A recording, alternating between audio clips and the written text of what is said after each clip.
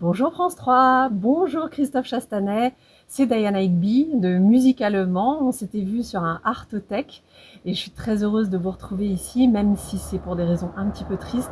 Et je souhaite que nous trouvions très vite une solution à ce coronavirus. Mais en attendant, je vous ai préparé un top 5 des meilleures choses pour le confinement. Alors, numéro 5, c'est la cuisine. La slow food, les personnes qui me connaissent savent que je suis très gourmande et c'est vrai que là, on profite à fond de bien cuisiner et de se faire des petits plats délicieux.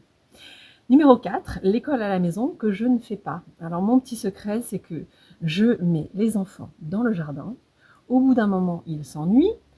Après, ils s'intéressent à ce qui se passe dans le jardin, les feuilles qui tombent, les plantes qui poussent, les abeilles qui butinent et les chenilles qui sont en train de se nourrir pour bientôt devenir des papillons.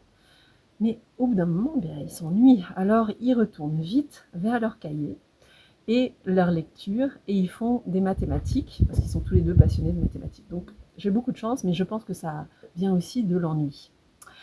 Ensuite, numéro 3. Alors ça, c'est vraiment pour une chanteuse lyrique, pas de rendez-vous. Oh, c'est incroyable. Je ne suis pas obligée de rencontrer des gens, je ne suis pas obligée d'aller quelque part travailler. Alors c'est vrai que quand on est dans des TGV, quand on est dans des avions, c'est pas toujours très sympathique. On peut croire que c'est très glamour, mais au bout d'un moment, c'est très fatigant aussi. Et donc là, je profite vraiment. Du coup, je profite de mon numéro 2. C'est que le temps ralentit. Et ça veut dire que je peux vraiment travailler sur mes partitions, que je peux vraiment travailler sur mes mises en scène. Et surtout, je peux profiter des moments très délicieux, des choses auxquelles on ne pense pas, comme oh tiens, il y a quelque chose qui passe devant moi, eh bien, je l'observe et je profite du moment. Et évidemment, je lis beaucoup. J'ai une pile de 15 livres à lire, donc voilà, j'en profite de pouvoir le faire. Et numéro 1, et pas des moindres évidemment, c'est la musique.